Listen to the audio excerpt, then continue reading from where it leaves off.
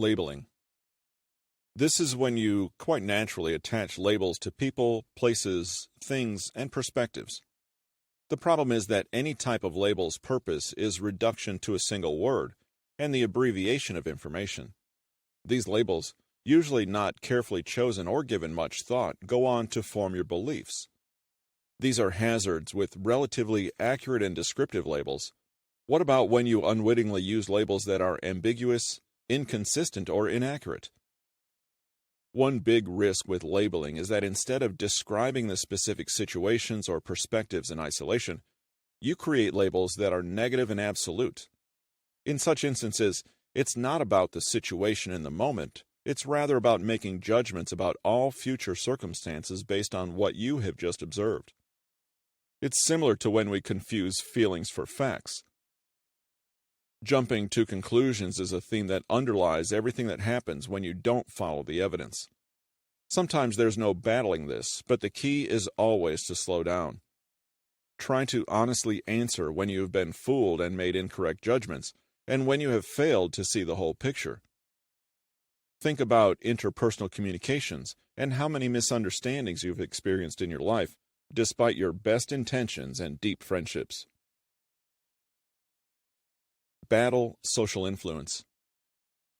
If we can characterize confirmation bias and following the evidence as something internal that you must battle to stay clear and open-minded, then social influence is something external that we must battle. In other words, we must resist the influence of others and draw our own conclusions, rather than parroting those of others or being overly dependent on them. None of us prefer to think of ourselves in this way, essentially a follower. We all like to imagine that we have free will and are actively making our decisions and determining our own thoughts instead of the other way around. If you're not a follower, that means you're a leader. Leaders blaze the trail and set the path instead of the other way around.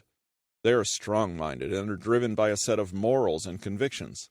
Above all else, they alone determine their thoughts. The truth, however, is a bit uglier.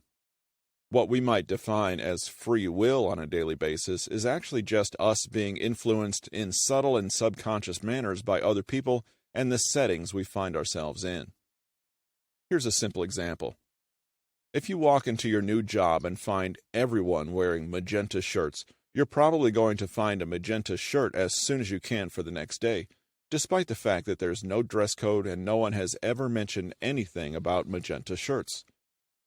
Something in your mind will tell you that you should be wearing a magenta shirt, even though there are no rules about it and the people you've asked haven't mentioned it either. You might even feel uncomfortable if you don't buy one within the week. We're heavily influenced by the people around us and the contexts we find ourselves in, to such a degree that free will is more accurately categorized as just another decision that depends on what we see and feel from others. There are two infamous landmark studies that show just how much we're swayed by others and left closed-minded. The first study that digs into the concept of dubious free will is the Asch Conformity Experiment. This study was conducted by Solomon Asch of Swarthmore College in the 1950s and broadly demonstrated the compulsion to conform and fit in despite our best instincts and interests. The study was relatively simple and asked participants to engage in a vision test. In each run of the study, there was only one subject, and the rest of the people present were Asch's confederates. They would attempt to influence the true participant to conform and act against their free will. The participant sat around a table with 7 confederates and was asked 2 questions. 1. Which line was the longest in Exhibit 2? 2. Which line from Exhibit 2 matches the line from Exhibit 1? Below is what the participants saw and made their judgment on. When participants were asked this question alone, through writing, or without confederates who would provide a range of answers, they consistently answered in the exact same way. Obviously, line C and line A, respectively. However, when confederates were present and provided incorrect answers, what followed was surprising. When the true participant was surrounded by confederates who gave incorrect answers, such as stating that line C was equal to Exhibit 1 or line B was the longest in Exhibit 2, They also conform their answers to be stunningly incorrect based on the social pressures of the people around them. Over 1/3 of the true participants gave an obviously wrong answer, presumably because of the influence of peer pressure and the general feeling of, what could I be missing that everyone else is seeing? This feeling of confusion and wanting to avoid appearing stupid can cause someone to conform to something obviously wrong, which will actually make them appear stupid because they were trying to avoid that very thing. Asch successfully displayed that people, whether they believe it or not, wish to blend in with their peers and their environment so they don't stick out. People don't want to commit a faux pas, so even if they thought the line was truly the same length or not, they made it seem like they did. Asch commented, "The tendency to conformity in our society is so strong that reasonably intelligent and well-meaning young people are willing to call white black." He had the opportunity to ask participants after the experiment whether they actually believed their altered stances, and most did not, and simply wanted to go along with the group because they did not want to be thought of as peculiar. Others thought the group's judgment was actually correct and felt their new answer to be correct as well. These two approaches represent the two main reasons people appeared to conform and act against their own free will. First, they wanted to be liked by the group and not seen as a peculiar outsider. This is called a normative influence. They wanted to fit in and be seen as comparable to the group.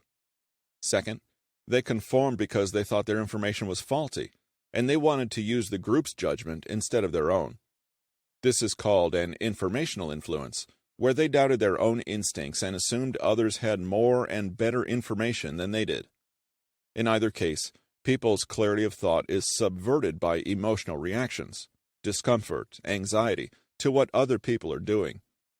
You can say that you chose to go along with other people's answers consciously, but in fact, it wasn't what you truly wanted to do. This is how we end up wearing magenta shirts far more often than we think we should. You might start with buying only one, but by the end of a year, you'll probably have a closet full of magenta shirts just because it seems like the right thing to do to fit in. You want acceptance from the group to not appear peculiar, and you feel there's a reason magenta is so prevalent, one you don't quite know yet. We take cues on how to behave and think from other people, especially if it's a situation that is foreign to us. For instance, if you show up at a fancy ball, you would look to how other people bow, stand, and interact so you can calibrate your own behavior. Where this takes a deviation into clarity of thought is where you go directly against what you know to be true just to conform. Asch's experiment was one instance where a clearly correct answer was passed over, showing the true power of peer pressure and social influence.